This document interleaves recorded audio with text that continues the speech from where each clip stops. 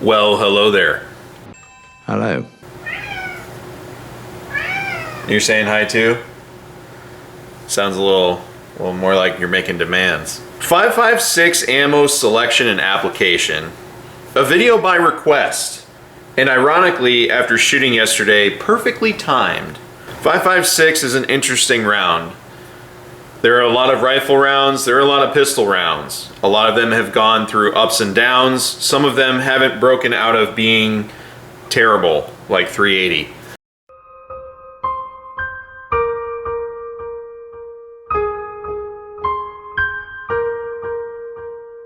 And some rounds won't usher in a debate like 5.56, for instance, because 5.56, 5.45, 7.62 by 39, they're all intermediate cartridges. They're not full power rifle cartridges, and because they're intermediate, just like that short scrappy dude you know, like the one that's entering the picture now. Yeah, that's you, bud. A lot of conflict and angst. Oh, both of you. Perfect. 5.56 is an interesting round though. Very popular and relatively cost effective based on which round you're buying. And because of its popularity, there's been a lot of testing, design, and innovation that has occurred. A lot of ammo companies have entered the market with their offerings, and a lot of people are chasing Black Hills Mark II 62 clones. And quite frankly, this has been good for a lot of other calibers too. These last 30 years have brought calibers from obscurity into popularity, like 9mm. He's out of line, but he's right. They've also pushed the envelope of performance. Now, the easiest way to flush out what you want for your 5.56 ammo is cost and purpose. It's the easiest way to do it. Make yourself a cost-benefit analysis sheet and go from there.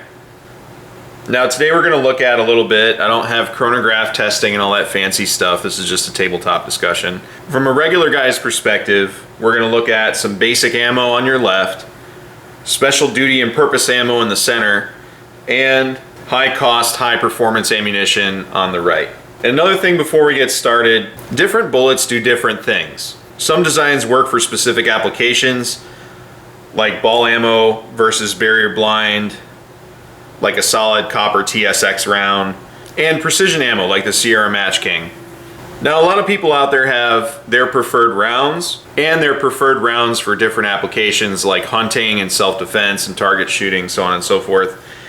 And certain companies have very specific designs that they prefer, and when someone comes along to change them, like Black Hills, to make them better, they fight them, like Sierra. Sometimes something as simple as a powder charge change or just changing the powder can enhance the performance of a particular round. There's plenty of YouTube channels that would do load development and use different powders with different loadings in those powders to test which round will perform closer to Mark II 62, let's say, so on and so forth. But that's kind of getting off in the weeds. I'm just going to talk about factory performance ammunition. Now, you can always cheap out and accept whatever performance you get out of those rounds, like the rounds on the left. Learn to love it and stick with it. Or, and I agree with Jeff Gerwich on this about many things really, because quite frankly his knowledge and experience takes mine to Pound Town. But he said with money and technology, you can make a bullet do whatever you want it to.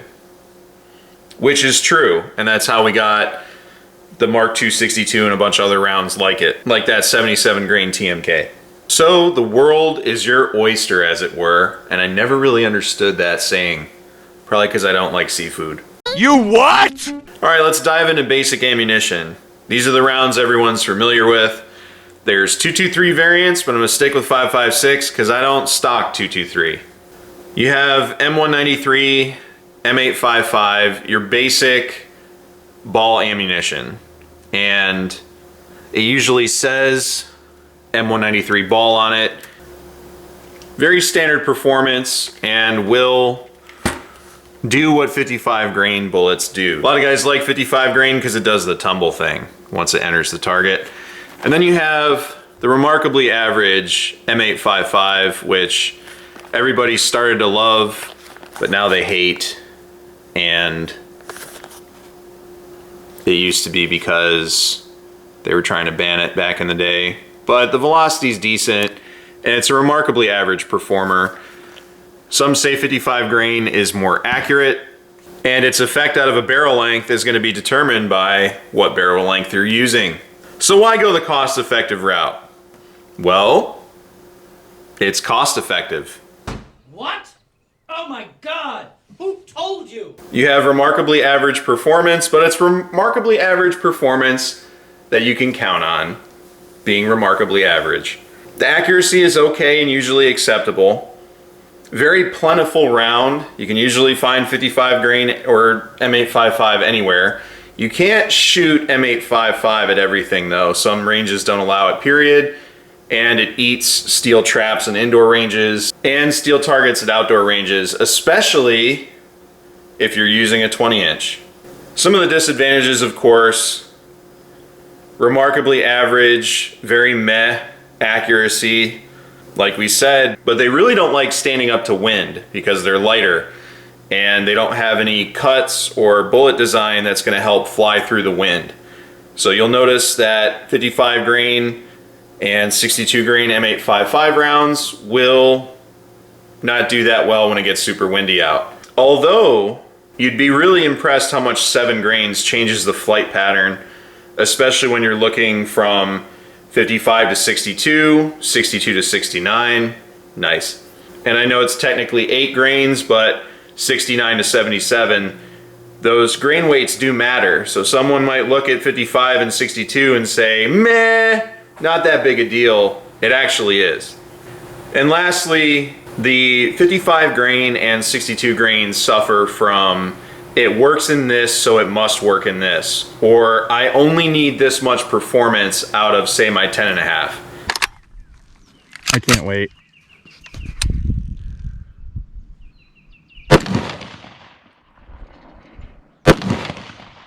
But you really need the 20-inch, the 18, and I think 16 is probably the hard bottom for 55 grain and 62 grain.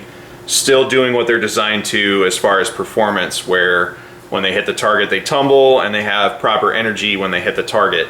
You start getting under 16 inches, you're really fighting with, is this bullet going to do what I want it to do?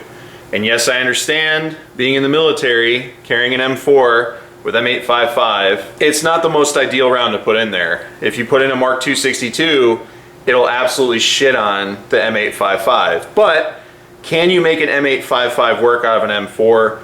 Absolutely. The Army and Marines have been doing it for years. Although a lot of the Marines now have the M855A1 and they had the Mark III 18 for a while for a reason. Now, pushing this to practical application yesterday, out of Florida Man's 12.5 Hodge, he was having issues with our most kosher allies 55 grain 5.56 being consistent at all. He was shooting at 400 yards and he'd get a couple hits and then it would open and then he'd get a couple hits and then it would open. Part of it was the wind and part of it I think was the consistency in what they're using to load the rounds. I don't know if kosher salt has an effect on black powder. Maybe it does, maybe it doesn't. We did switch to this 62 grain stuff and some MagTech 55 grain, and it seemed to clean most of the issues up. There were still some misses, but it went from, hey, I'm following the bullets around the target at 400 to, hey, I only missed once or twice because the wind changed. So it does have an effect. It is absolutely worthwhile. Do I think his 12.5 Hodge would have shot better with 77s? Absolutely. And maybe our most kosher allies ammunition would have went better out of a 16-inch or a 20-inch. I don't know. I do know that you won't see it on my channel because I've had incredible consistency issues with it, especially the 77 grain razor core. Extractor swiping, and I can name at least 6 people I know personally that have had issues with 77 grain razor core punching primers. Still, new batches.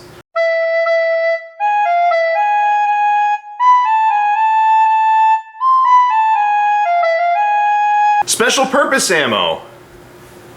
There is a wide variety of this stuff, so I'm probably not going to cover your favorite special purpose round, but Mark 318, which is 62 grain SOST, a bowtail hollow point.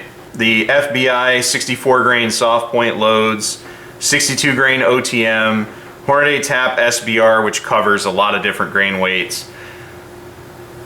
Just in general, OTM soft point, TSX barrier blind rounds, which are solid copper. They make them in 50 grain, 62, I think 69 and 77 as well. I'm not 100% sure. But your TSX rounds, stuff like that. Now, as I said before, wide variety. So it's best to know what you're trying to do before you end up with 9 different rounds and 3 to 5 boxes of each. There is that testing and evaluation phase. There is seeing what your barrel likes. So some barrels really like Mark 318, for instance. My URGI loves it. On the internet, the standard Mark 318 Moto round is not a 1 MOA round as far as the internet's concerned, and I shot 1 MOA with it with my URGI all day long. And that was a hasty 0 with the T6XI. And I have more ammo to prove that again later at 100 yards. But it's really easy to follow the internet and follow ARFCOM, and this is not a shot at ARFCOM. They do a lot of testing and they take a lot of different rounds, and it's very easy to go down that path and say, ooh, I want to try this, this, this, and this. And then your gun happens to shoot 3 of them well, so you just end up continually buying them, and you notice that there's more than one type of round on this table right now, don't you? Don't be like me.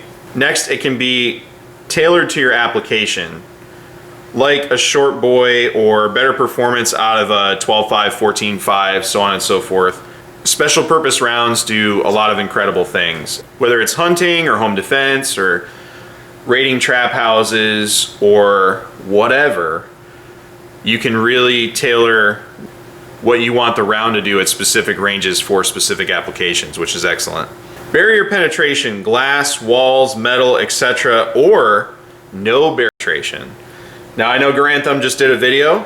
I mean, it was pretty good. I'm not taking any shots at it. It was pretty solid. Not all rounds do precisely what they say they're going to do as far as not penetrating or penetrating. Some are more ideal, some are not. The FBI uses that 64 grain soft point for a reason. Some of it is also powder charge. Now, if you're home loading, one thing I would very much caution you against is underloading your round so that you can use it for home defense, because one of 2 things will happen. 1, you'll cause reliability issues or a squib, or 2, you'll have your weak ass rounds when you need strong ass rounds. You figure that out for yourself, but huge recommendation of caution for that one. What they're also good for, you can increase the effectiveness of a shorter barrel versus the basic ammunition. A lot of guys on the internet especially, or the poors, like to throw Tula ammo or 55 grain brass out of whatever they have. Now, I'm not saying the guys on a budget or the guys who want simplicity or have a bunch of different rounds and they already have high power rifle rounds, so 55 grain is just, it's 5.56, I have other guns for this. Whatever, I get you. But the bullet designs and the propellant can also increase its effectiveness. So the Mark 318 Moto, for instance, has a different bullet and different propellant, so it's a little hotter coming out of there, but not near as savage as the original loadings for M855A1. Whereas this Winchester open tip that came from Sweden, which I highly doubt we'll ever see again, which makes me big sad, is a different bullet design, and it flies very flat. Very excellent round. Much more accurate than an M855 round, though it's not as barrier blind, obviously. Means you, Mr. Wolf. Why are you sitting there?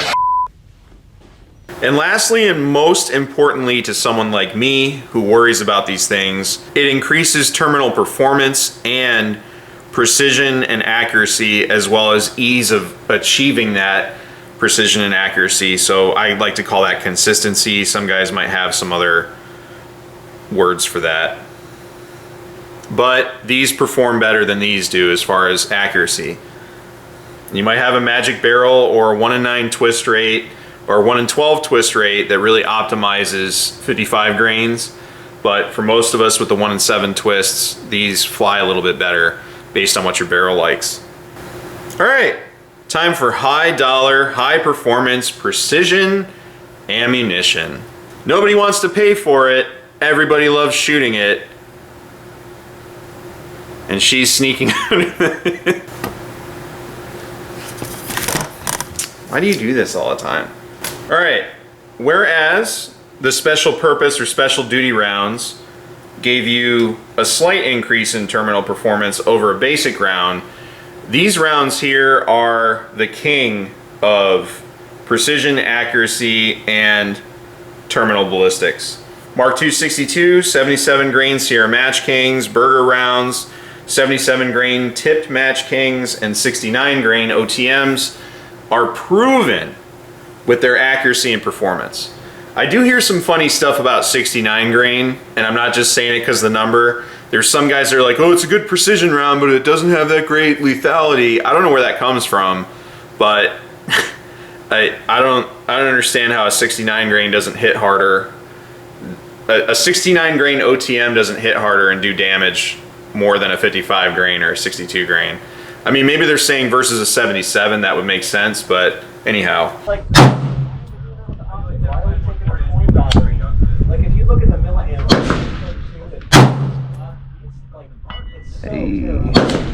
And yes, of course, there's 70 grain. I think there's 75 grain. There's probably numbers in between. 68 grain for sure. But for our intents and purposes, 77, 75, 69, that's what we're going to be sticking with. They disregard wind. Excellent terminal performance, like I already said. Makes even the short boys perform their very best. The round that she tells you not to worry about. High performance equals high demand and high price point though. So keep that in mind. And I will also say, not all 77 grain is created equal. Black Hills, Federal Gold Medal Match, and a few other rounds out there have consistent performance characteristics, and some companies will still load a 77 grain OTM or even a 77 grain Sierra, but they don't give it the proper powder charge so it doesn't perform well. I think this example here, this Cellular and Below, this is good training 77. I don't know how good it actually is. I get weird consistency with it to the point where I shoot smiley faces or upside down smiley faces. But then I'll shoot a really super awesome group and then immediately after shoot a shit group. That doesn't even make sense. So I'm going to continue to test all the Cellular and Below that I bought. It's still a 77 grain OTM and it still hits pretty decent. But I think Cellular and Below needs to make sure their powder's good on those. I love Cellular and Below, but I think they're underloading it just a touch. I think it needs a little more gas, even though the velocity numbers are pretty high. I don't think they're loading it to those velocity numbers right now, if that makes sense. I'm not the only one that thinks that either. But not all 77 grains are created equal, and make sure you get a quality projectile because grain weight does not dictate bullet performance. A lot of companies have put a lot of research and development into their bullet designs, and some haven't. And some guys will make bullets in-house, and they don't have the manufacturing quality assurance or design that some of these other companies have. What was that company that everyone shilled for and it was dog shit? Was it Freedom Munitions or another one? I don't remember. Minuteman Munition? I don't remember. I don't want to slander anybody, but one of those Freedom America title ammunition companies was really garbage and people were just shilling for them. There's other companies that make their own bullets that are just dog shit. So just be really careful. If you see, hey, this company loads with Sierra Match King bullets with their own homebrewed thing, sure, fine, give them a shot. But if it's our 77 grain bullet, and maybe worry about that a little bit. Or pass on it at least. Or don't buy a whole case of it, just buy a couple boxes and test it out. Now, before we get any further gone here, and in the comments people are gonna ask, I'm gonna tell you right now, I don't put ammo on the table right here in front of you that I don't believe in, haven't shot thousands of rounds of. And yes, I've shot thousands of rounds of Black Hills and Mark III 18 and Hornady Tap and even that Cellular and Below stuff. The Men 56 grain, which I really like, very clean, nice stuff. And the MagTech's pretty good, very average. And I still have thousands of rounds of both of these. I bought so much of that back in the day when I was younger. But I will always advocate using the best possible ammo that you can afford that performs in your gun for your go-to-war setup, your self-defense setups, and your end-of-the-world setup or loadout or whatever. I'm not going to tell you to defend your life with M855. I'm not going to tell you to defend your life with M855A1. I'm not going to tell you to defend your life with 55 grain, whatever. My recommendation will always be a performance round that's proven and is reliable and gives you precision and accuracy, period. High performance ammunition like this, or special duty like in the middle there, to include the FBI soft points, some of the Hornady loading for soft points, so on and so forth. Now, it is up to you to tailor what gun that flies out of, what application that is, knowing your backstop, knowing your collaterals, all that stuff, that's on you, all right? Not telling you to get a 240 and just start spraying black tip out of it, okay? Talking about being responsible for firearm safety rules, no collateral damage, PID, target discrimination, all that good stuff.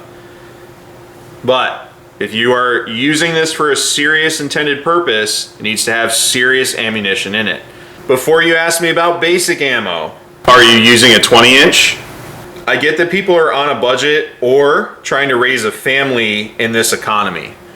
So 55 grain is easy, it's in stock, you can load your gun with it. And I will say advances in technology and propellant have made 55 grain much more consistent than it used to be back in the day, like again 30 years ago. For what it is though, that's not me saying it's the most effective round, that's not me saying it's good enough. It's going to be extremely platform and distance dependent for terminal ballistics.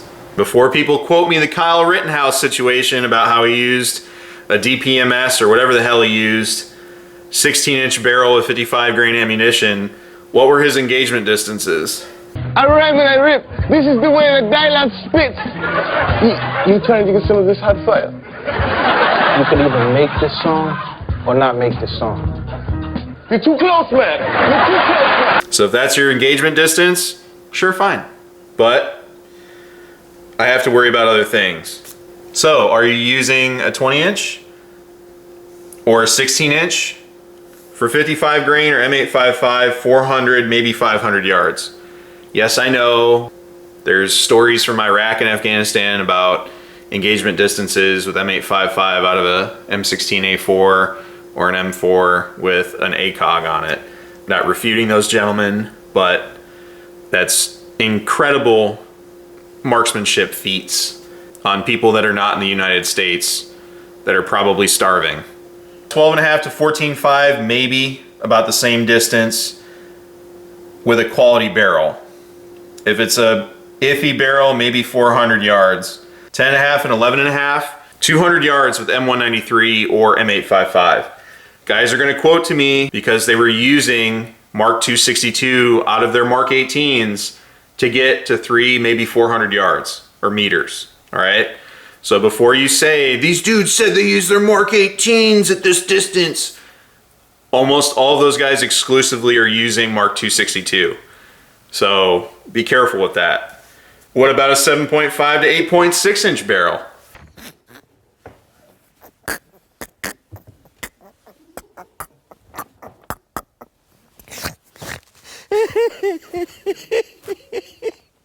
Now I want to stress that we're talking about reliable terminal performance. We're not talking about tapping steel for a ding or punching paper, all right?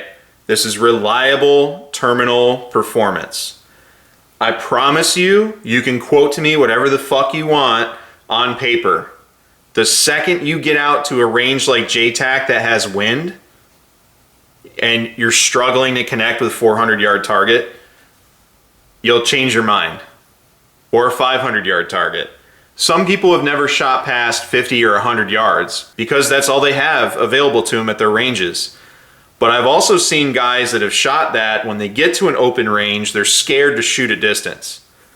And don't do that. Don't do that to yourself. And all it does is rob you of training opportunities, skill development, and a much needed reality check on preconceived notions. It's happened to me, it's happened to everybody. I'm gonna direct you always to accuracy and precision capability out of your platform, as well as performance and terminal ballistics. I also want to make sure, because I'm a remarkably average shooter, and though I have skills that I've developed in my professional career, been to a lot of training, and had unique opportunities, that doesn't make me better than most people. Because I'm remarkably average in my skills and all this other stuff I've done, I'm going to recommend things that eliminate variables. So I want to recommend to you the rounds that perform the best, that I've seen good performance out of. I'm not the end all be all. There's plenty of other resources to demonstrate the effectiveness of those rounds, but the community loves specific rounds for those reasons. So just understand that I'm not shitting on your lifestyle. I'm not shitting on your economic situation or any of that stuff, but I want you to not have to work hard in a stressful situation. So whatever that takes, quality optics and equipment, quality rifles, quality triggers, and quality ammunition. That's what I'm always going to recommend, because it eliminates variables. And you'll be much happier running quality equipment. So ultimately, in closing, defend your life, shooting competitions, long-range precision, practice. If I had to recommend people do something that I didn't do, it would be just buy these two, or get a solid defensive and performance ammunition and a practice round. And 77 grain TMK and 55 grain have a really convenient zero overlap at a 200 yard zero. So just stuff like that. Find a couple performance rounds that you like, that you can reliably stock, and get some practice ammo, and you're off to the races. Keep it simple, stupid. Great advice. Hurts my feelings every time. I know it's not the most in-depth scientific video, but again, ignorant caveman, you know what it is. Thanks for watching. Take care out there.